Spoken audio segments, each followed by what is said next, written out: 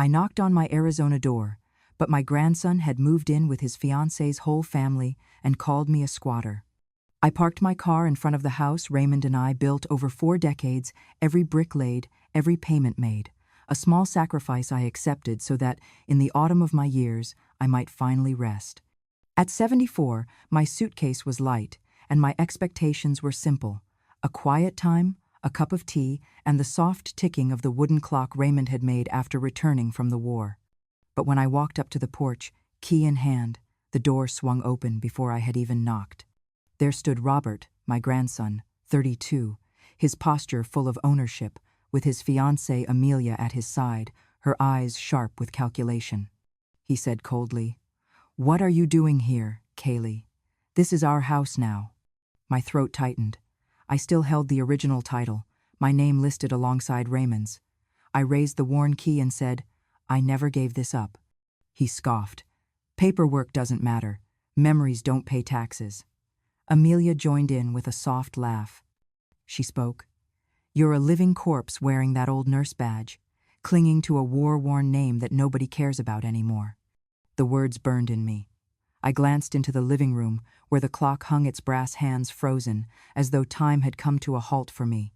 I touched the dust-covered wood and remembered Raymond's handshake, his promise, a lifetime of work.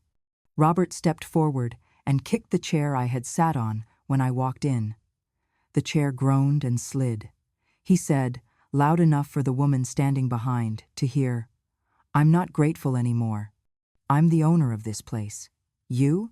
You're just trash, leftover baggage. Huck them, you're just trash, leftover baggage." Amelia's voice cut in again. "We changed the locks.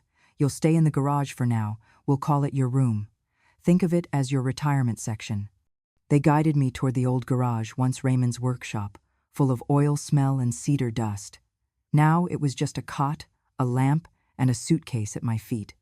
"Here," Robert said, dropping the suitcase. "You can stay there. Do not come inside unless we say."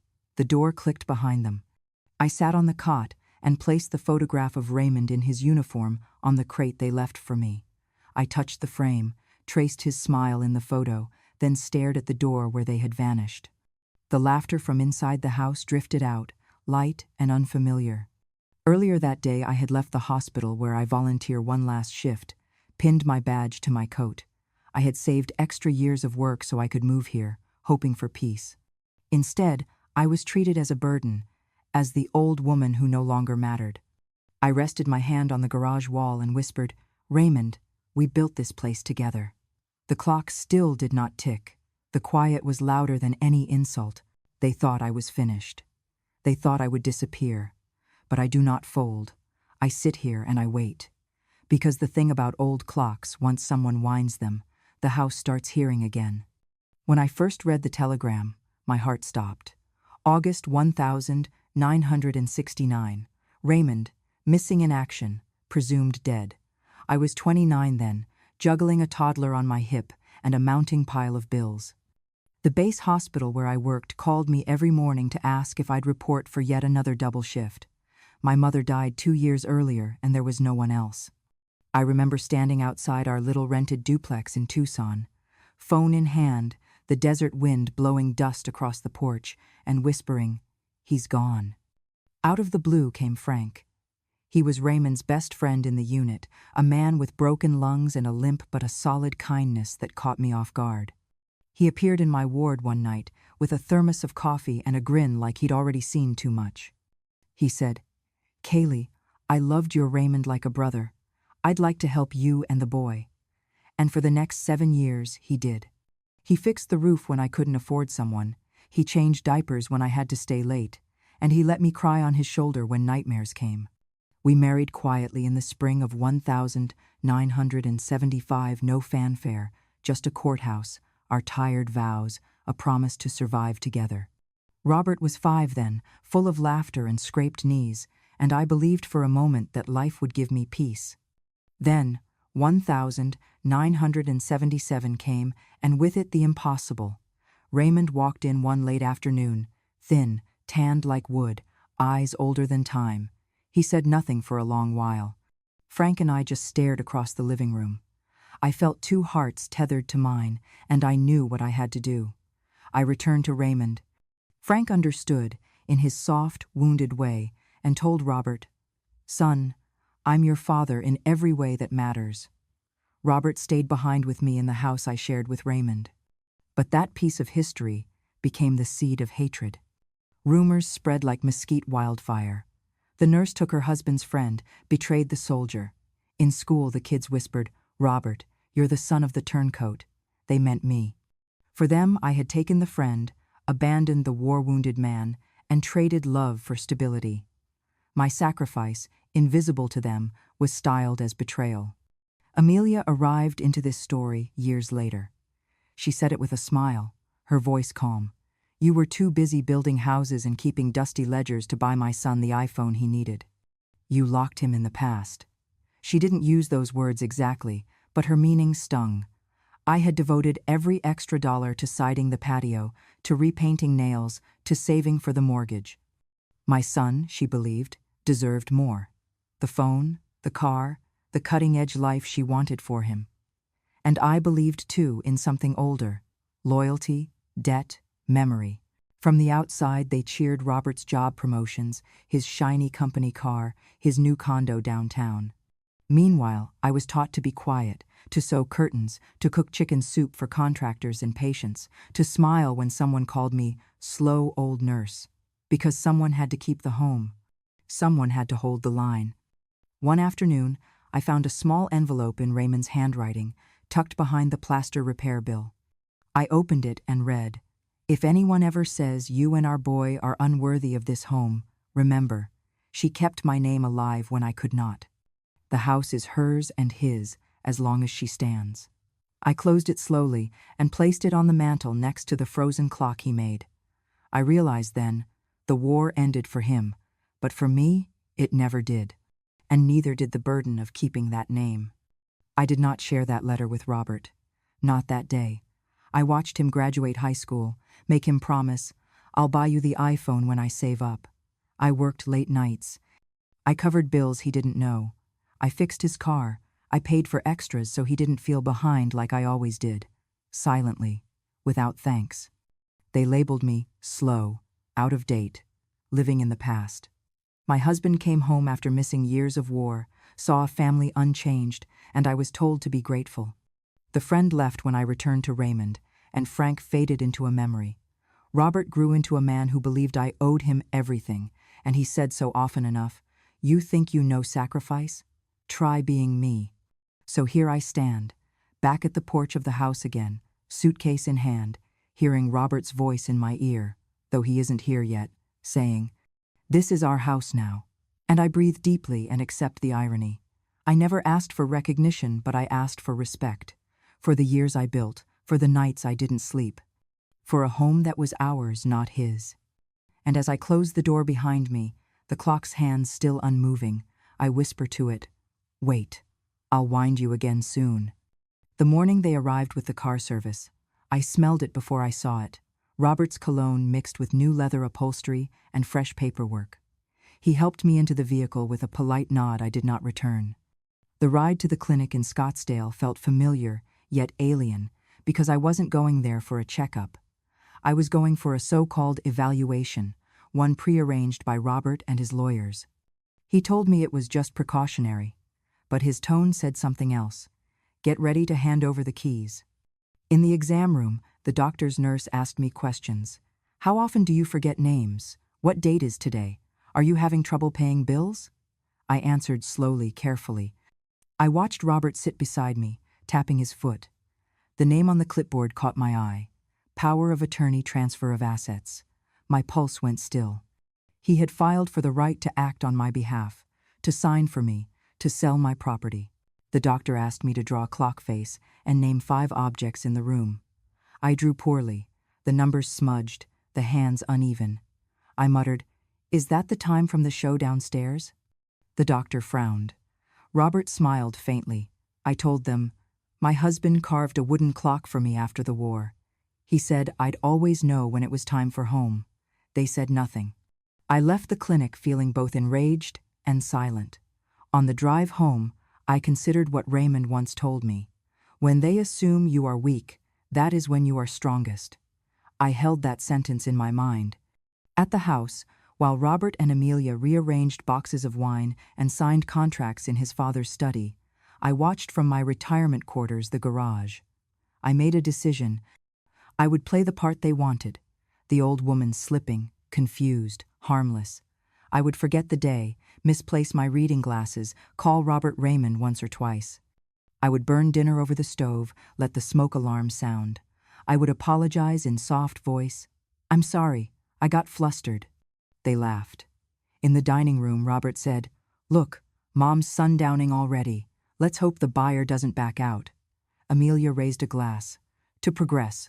Behind their backs, I opened the lockbox inside the wooden clock I refused to discard. I placed a camera lens behind the carved R and K initials in the frame. The clock stood in the living room, where Robert had sneered at it yesterday. "That old piece of crap, we'll toss it and buy something sleek." He never noticed the micro lens. He never suspected that I was watching. That evening I lay on the cot in the garage and listened to voices drifting through the window vents. I imagined the contract signed. I imagined the change of locks, how Robert had arranged for a locksmith 2 days ago, with Amelia standing over him. Change everything. Mail goes there. Title goes in my name. I pictured the mailbox now reading, "Martin Lopez Family Estate." They thought I was ignorant because they had changed the locks, and Richard's car was now parked in the driveway. Yet I was awake.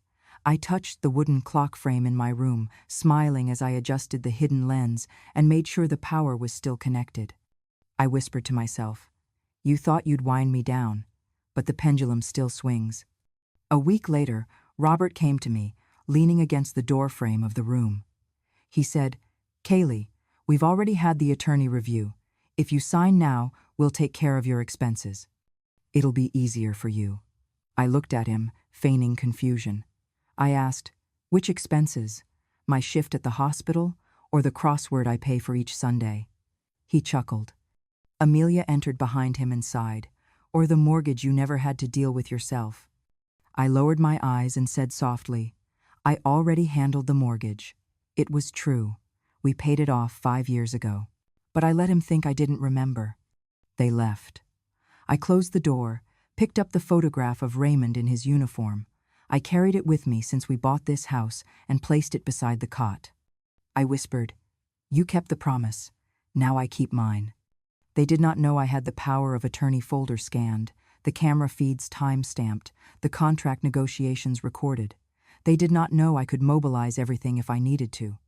They thought I would simmer in silence, but I'd already lit the match. In the stillness of the garage I sat, feeling the old oak beams and the forgotten tools. I remembered nights when Raymond came back late, and I stayed up waiting, listening for the tick of that clock he made, promising he'd always come home. I thought of the faces of wounded soldiers I held in my arms when I worked the night shift, telling them, "You can rest. I'll stay." Now, I would rest too, but only after I made sure that this house, our house, would not be taken. The clock in the living room still did not move. I let out a tiny laugh. They expected me to crumble. They expected me to forget. But I had learned that the most dangerous person is the one others assume cannot act, and so I lay still, waiting. Because when the pendulum finally swings, it will knock down everything built on lies. I slipped inside the house just after midnight, the music still warm in the air, and full glasses leaving damp rings on the coffee table in the living room. Robert's party had moved from the kitchen into the shadows of the sitting room, where the wooden clock hung, unmoving, its brass face shining despite the silence. I carried a small recorder in my pocket, heart steady but heavy. I found a spot behind the sofa, where I could half see the room and half hide myself. I heard Amelia's voice, clear and confident. "This house sells easily. The market in Arizona is hot. Flip it, take our profit." Her hand rose, glass of red wine catching the light, and she laughed softly. Robert leaned close to his friend, the one who introduced them to the upgrade business. "Who cares if she's senile?" he said, voice louder than he thought. "Courts don't care if she's gone. They just need a signature. After that, the house is ours." A murmur of approval from the small circle. I felt something inside me shift, aching, cold. I reached into my coat, turned on the hidden recorder. I had placed the first device earlier, behind the curtain, but this second one I tucked in my hand so I could use it if needed. Robert took a step toward the clock, his eyes drifting to the woodwork where Raymond carved R and K after he returned from duty overseas. He smirked. "And that old thing?" he said, pointing. "I'll smash it myself. Let her watch it. Let her cry." He raised his glass. "To progress." Amelia clinked her glass. "To freedom." I sat still, transforming my anger into patience. I remembered Raymond's words. "When they think you are weak, that is when you become strongest." I breathed slowly. They thought I would shrink, disappear overnight. They were wrong. Robert's friend laughed. They talked about furniture contracts, roof inspectors, names on the mailbox. I replayed the seduction of their plan in my mind. I played dead. I acted confused last week, asked for the date, poured coffee cold, called Robert Raymond once. They smiled at me. They lowered their guard.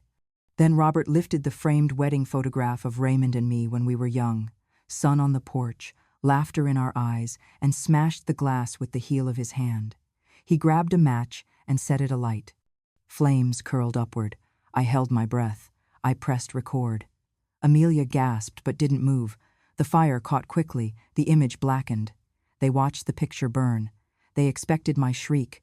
They expected my collapse. I stayed still. I simply held the recorder and listened. They left the room one by one, flushed with victory, leaving wine stains and empty chasers in the wake of their triumph. I waited until the voices dwindled, and I crept forward. I removed the recorder from behind the curtain, then changed the batteries in my hand device. I opened my purse and retrieved the envelope Raymond left for me years ago. I smoothed the paper. "If anyone ever says you are unworthy, remember, you kept my name alive when I could not." I sighed and tucked it into my coat. Then I placed the flashlight under the wooden clock, clipped the second recorder behind the stone mantel. My trap was half set. Morning came. Robert knocked gently on the garage room door. "Mom, breakfast is waiting." He sounded casual. I didn't respond. I walked into the living room instead. Robert was standing by the clock, his face pale when he saw me. I held up my recorder. "Would you like to see the video of last night?" My voice was soft.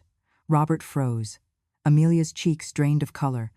The party's debris lay around them, wine bottles, shredded glass, a burnt photo. Robert stuttered. What video?" He looked at his circle of friends, all shifting. Several had seen the frame make the record. They sat in silence. Amelia glanced at the melted photograph. You're insane." "No," I said quietly. "I'm just awake." I placed the envelope on the mantel next to the clock, and I haven't forgotten. They backed away. Robert's jaw sagged. He slumped, his triumph evaporating. They left the room like students caught cheating, like children told they had to leave the playground. I stood there for a moment, hands at my sides, looking at the clock, the pendulum still unmoved. I whispered, "Time to wind it again." And for the first time, I smiled. I stood by the kitchen window when Robert burst in early that Saturday morning. He looked sharp, crisp in his gray blazer, but his eyes were cold. "Kaylee," he said, voice even, "you've lost your rights. The house has been retitled. You'll be gone by this week." I turned from the window, placed my cup of tea down with deliberate quiet. I let the words hang in the air for a moment. "Do what you believe is right, Robert," I said. My voice was calm. He stared at me, blinking. "That's your choice," I added. A flicker of anger crossed his face. "Choice? You think this is a choice? The sale contract's signed. The new owners have the keys. You'll pack your things. It's done." He spoke as though our history meant nothing. Brick by brick, payment by payment, 40 years. And now I was being told I was obsolete. 3 days later, the mailman handed me a thick envelope with fine print from a law firm in Phoenix. I opened it at my little desk in the garage room. My hands were steady. Inside, a copy of Raymond's signed and notarized 2018 codicil to the original will. Among the paragraphs was the clause that made everything else null and void. If any descendant attempts to sell, transfer, or encumber the property while Kaylee Raymond Price is living, without her written and verifiable consent, such transaction shall be considered breach of trust, and all descendant inheritance rights are immediately revoked. My breath was silent. The needle of possibility shifted. I stood slowly, folded the paper, placed it in my handbag with care. I knew then. The sale that Robert believed was unstoppable was not valid. That afternoon, Robert marched into the garage. He tossed the contract toward me. "Looks like trouble? Oh, it's not my problem," he said, mockingly. Amelia hovered behind him, pale-cheeked. "We'll figure something else. You'll have to move out. The furniture will go, the address will change. Goodbye, Grandma." I watched them chatter about escrow agents and title companies. Then I said quietly, "I'd like to share something." I handed them the codicil and another folder, the night's recordings from the living room. The minute Robert said, "Courts don't care about her," the camera caught the lean of his shoulder and the flush in Amelia's mask. She gasped. Robert tried to stammer. He backed away. The sale looked done, but the clause and the recordings turned the world. He had planned to turn the house into a storage and shipping hub for an online startup he and Amelia were launching. I learned from the tax documents I accessed they had listed the house as their business address, declared cargo receipts, inventory rolls, shipping labels. Essentially, they had turned my home into their logistics warehouse without my knowledge. That wasn't just betrayal, it was fraud. Amelia's voice broke. "You invaded the house because you thought I would listen to you," I said. "But the law doesn't listen to people who misuse homes as offices without the owner's consent." Robert's face drained of color. He looked at the contract, then the codicil, then at me. "This can't be real." "It is," I said, "and now it will be." The deal collapsed. The title company froze. The escrow fund was returned. Robert and Amelia were forced to surrender any keys, remove their inventory, and provide proof of removal to the court. A notice was filed, unauthorized commercial activity in residential property, and transfer attempt in breach of trust. They had to reimburse the business earnings they made from that address, face penalties, and were publicly listed. I walked through the quiet rooms of the house that afternoon. The living room still smelled faintly of wine and varnish. The clock stood on its bracket, hands motionless. I placed the codicil under the glass of the frame I normally used for Raymond's photograph. Then I seated myself in the armchair he chose for me 40 years ago. Robert came in later, fighting tears. "Mom, Grandma, I'm sorry." He looked lost. Amelia sat in the doorway behind him. I said nothing. I did not comfort him. I did not forgive him yet. Because this wasn't a moment for comfort, it was a lesson. That evening I made dinner for two, myself and the clock's silent pendulum. I poured tea, warmed bread, and sat by the window watching the desert shadows lengthen. I responded to nothing. I simply listened to the emptiness they left behind. In the garage, I stored the recorder, the codicil, the tax printouts, all collected like sacred artifacts. My plan was not vengeance, it was restoration. The house would not fall into their hands. The clock would tick again. The promise Raymond made would be kept. The night came slow and blue, the Saudi wind cool against the glass. I whispered to the clock, "Don't worry, I'm still here." And for me, that was enough. I walked into the courtroom with a clear purpose. The old navy blazer I wore was the same one I pulled from the closet after Raymond died. I buttoned it slowly and reminded myself, I am not stepping into battle as a victim, I step in as the owner. In my handbag I carried two things, the letter Raymond left behind and the recorder with every secret word they believed only walled rooms could hold. Robert sat across the aisle, his chin raised, his fiancée Amelia next to him smiling false confidence. The judge's gavel struck and the courtroom hushed. They were here for two things, establishment of a guardianship over me and the title dispute over the house. Robert's legal team presented their side. Miss Kaylee Raymond Price is of advanced age, alleged diminished capacity. Our client requests immediate guardianship so we may finalize transaction of the property. My moment came when my attorney stood and requested to submit video evidence. The screen flickered on behind the bench. I pulled the recorder from my coat and walked to the podium. The crowd watched me, expecting tears. I smiled gently. I pressed play. A voice filled the room. "She's just an old leech. Once she croaks, I'll sell everything with a smile." The hush became a gale. Robert's face drained. Amelia looked away. The judge held up a hand for silence. The audio continued. "Courts don't care if she's really gone. All they need's a signature." My attorney leaned in, showing the letter. "Your Honor, I submit this codicil executed by Mr. Saper, Raymond, in 2018, and this recording confirming malicious intent to deprive my client of her property rights." The judge nodded, took the evidence, and taped the letter to his bench. Robert's lawyer stammered, "Your Honor, there is a question of interpretation." The judge's voice cut coolly. "There is no interpretation. The defendant's own words demonstrate bad faith.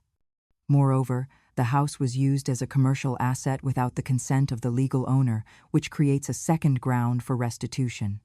Gasps drifted from the gallery. Cameras flashed. Row upon row of reporters scribbled. Amelia tried to reach for Robert's hand, but he sat rigid. Then came the ruling. This court finds that Mr. Robert Martin Lopez is unfit to assume guardianship or manage the estate of Miss Kaylee Raymond Price. Moreover, the title of the property in dispute shall be restored to Miss Raymond Price immediately. The escrow and any pending transaction shall be void. Separate referral to the Internal Revenue Service and state authorities is recommended for potential fraudulent use of residential property. Robert's knees buckled. Amelia leapt out of the chair, clutching her purse. Reporters shouted questions. Robert rose, wiped sweat from his brow, and left the room with words too choked to deliver. I remained seated, hands folded, staring at the large wood-paneled window behind the bench. The wooden clock, Raymond's clock, hung on the wall behind them all, its pendulum still. I thought of the night I placed the camera in the frame. I thought of Raymond's voice. "When they think you are weak, that is when you become strongest."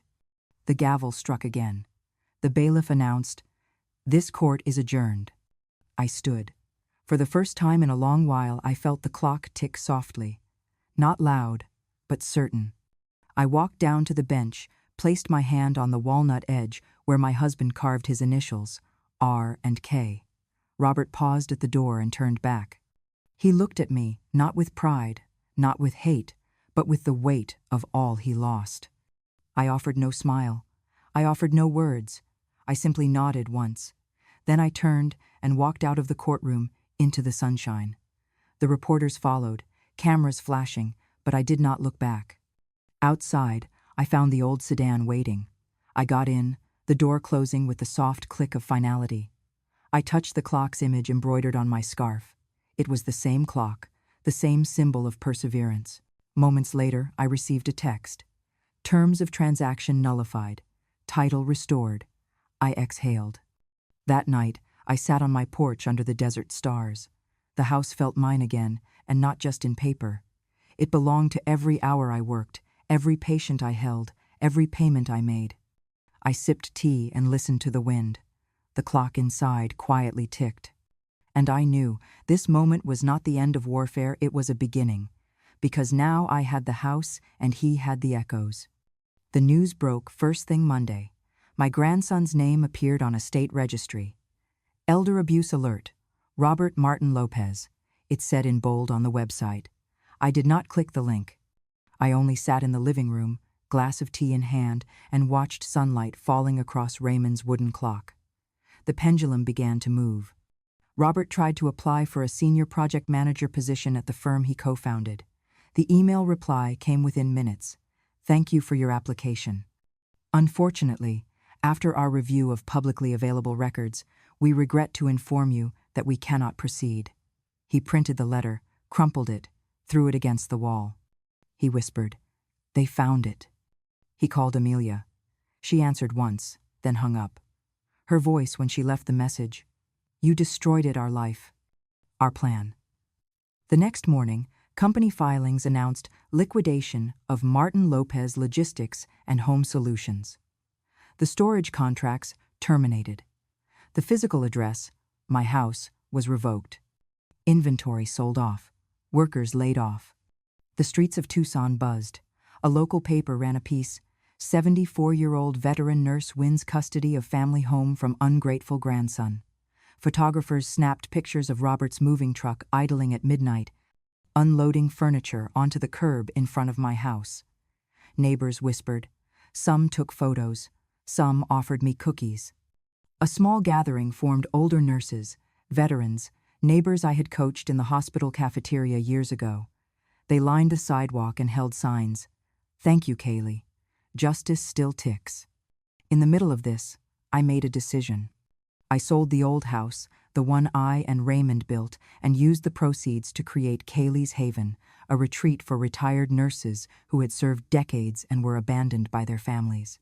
We converted a ranch near the mountains, built simple accommodations, communal dining, a garden where roses grew like memory, no fees, no requirement, just respect and rest. On the opening day, I stood on the porch of the main lodge. The sign read, Kaylee's Haven for those who served and yet were forgotten. The wooden clock I brought from our old living room hung above the entrance, beneath it a plaque. Time may fade, but truth does not. I watched the first van drop off 6 women I used to work with, each with a suitcase and a hospital badge. They waved, I waved back. Later, Julia, my adopted granddaughter, came walking down the garden path. She stopped shyly. The kid who once blamed me for not buying her the latest phone suddenly looked older, thinner, softer. She said, Grandma, I remember calling you a fool. I called you the old lady with no vision. I was wrong. I kept my hands in my apron pockets. The sun bounced off the rose petals. I said, I chose to forget you, Julia. She gasped. You did? Yes, I said, because if I waited for you to prove it, I'd still be waiting. She stood silent. Then she whispered, I hope one day I earn your trust. I nodded once. Earn it. That night, television news showed a summary. Video of the courtroom. Freeze frame of Robert's face when the recording played. The ticker beneath his name listed, Elder Endangerment, Fraudulent Transaction Attempt. Title dispute resolved. I did not watch long. I closed the remote. The pendulum in the clock behind me swayed. I drank my tea. I counted my breaths. I felt peace. I found the small wooden plaque I had carved in the garage one afternoon. I will protect my life now, and I placed it on the mantel. I looked at it. I carried each word in my bones. I walked to the window and watched the street. The moving truck was gone. The nights of harsh laughter were gone. The quiet remained. As the stars appeared above the desert ridge, I stepped onto the porch swing. I held a small slate sign in my hands. I do not save lives anymore. I protect my life. I raised it to the window where once Robert leaned and mocked me. I let the wind catch the sign, little breeze flicking the letters. I took a photograph and sent it to the local paper. They printed it Monday, Nurse Turns Heroism into Haven. In the darkness, I heard the clock strike 1. 1, 2, 3. The pendulum's tick was soft but unflinching. The truth of my life was not erased. The house did not vanish from my name. My dignity did not fade. And I understood. They tried to bury me. They thought I was yesterday's story. But as long as this clock ticks, and as long as I breathe, my story continues. I arrived early to the ranch conversion, careful to wear the blazer Raymond once picked for our anniversary, the brass R and K clasp intact. The sun was beginning to dip behind the desert ridge, painting the sky in hues of amber and rose, and I felt the hush of our small crowd gathering in the main hall. The lodge doors opened wide, and inside, at the end of the central corridor, hung the wooden clock Raymond made when he came home from service, its finish freshly polished, the brass hands glinting. Beneath the clock, a plaque read, Time may fade, but truth does not. Volunteers and retired nurses, veterans and families milled around, but I made no speech. I sat under the soft glow of the corridor lights, next to the clock, hands folded, posture straight. I watched the pendulum begin to swing slow, deliberate, resilient.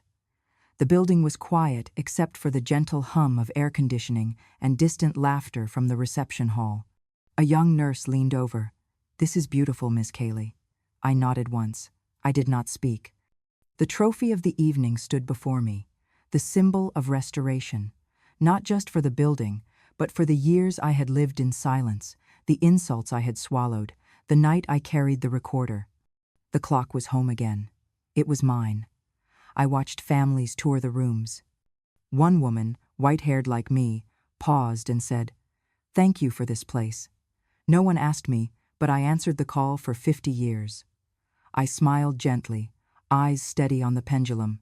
Outside, twilight folded into night. The lanterns on the patio glowed warm. I stepped onto the porch, the desert wind soft on my face. I sat on the bench we had once placed together when we built the garden, and placed my hand on the face of the clock, even though I was miles from the house. I felt its haunting presence in this place. I whispered, "We built so much more than walls, Raymond." Meanwhile, hundreds of miles away, Robert sat on a cheap rental couch in a suburban apartment. The television broadcast a local special. Retired nurse beats grandson in landmark property case. The image on screen showed me standing by the clock, a soft smile, while families lined up in the hall behind. Robert's eyes widened. He pressed mute, then off. For a moment, the glow of the television screen lingered on his face. The reflection of the clock's face from my photo flashed across the room. He blinked and turned away.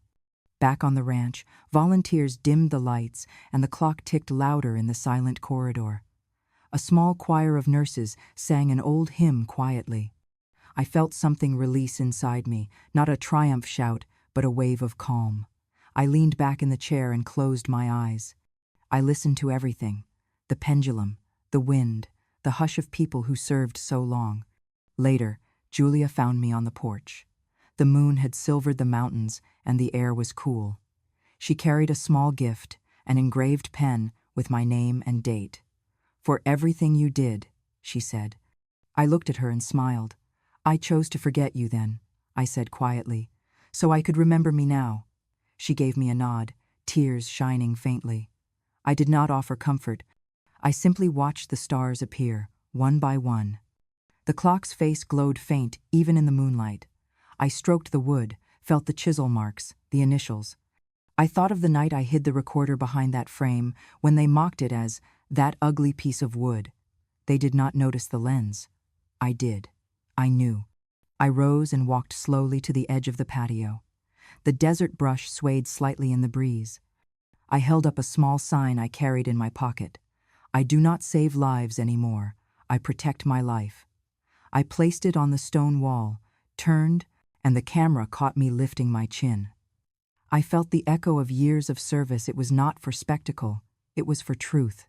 The wind sighed across the courtyard. The clock in that lodge corridor struck 9. The sound traveled through the windows, through the desert night, like a heartbeat waking. I closed my eyes and allowed myself to rest. No applause, no words, just the steady tick. I whispered softly. They told me I was a parasite. They said I lived off a dead man's name, but here we are. I opened my eyes and looked at the stars. The desert was wide and forgiving. And I felt, for maybe the first time in years, woven into its peace. My mind went back to the early morning in Tucson when I signed overtime in the hospital, carried the wounded, filled the forms, washed the sheets at midnight. I remembered the nights I sat beside Raymond when he returned, too young to be broken but broken anyway. I remembered the years I put my life behind other people's survival, thinking that was enough. I thought I did not matter, but I did. Now I leaned my head against the clock's wood again. The finish smooth beneath my fingers, evidence of patient hands, of love that did not calcify into bitterness. The plaque read the truth. I inhaled the scent of cedar and varnish. I felt that everything I built had its name on it, but I was more than the name. I was the promise. Time may be patient, but justice is not waiting forever. I stood, stretched my arms, listened to the wind who whispered, "You remained." They moved. I smiled. For years, I put everyone else ahead. Patients, family, colleagues. I gave and gave until I forgot myself. That ends tonight. I took a deep breath. I am the priority. I am the keeper of the clock. I am the guard of my own dignity. As I walked back inside the lodge to join the reception for one moment, I glanced at the clock. The bride and groom of the nursing community greeted me, thanked me. I nodded and excused myself. I preferred the quiet hallway. The pendulum swung. Click, click. In my bedroom later, I placed the message I carried. I'm no longer directing the orchestra. I conduct my own time. I laid it on the bedside table next to the photograph of Raymond in uniform. I reached for the remote television. Flickered news channel showed Robert's apartment building. I turned it off. I reached out, touched that photograph, then closed my eyes. The clock's hand moved slowly forward again. I listened, and for a long while, I did nothing but hear it.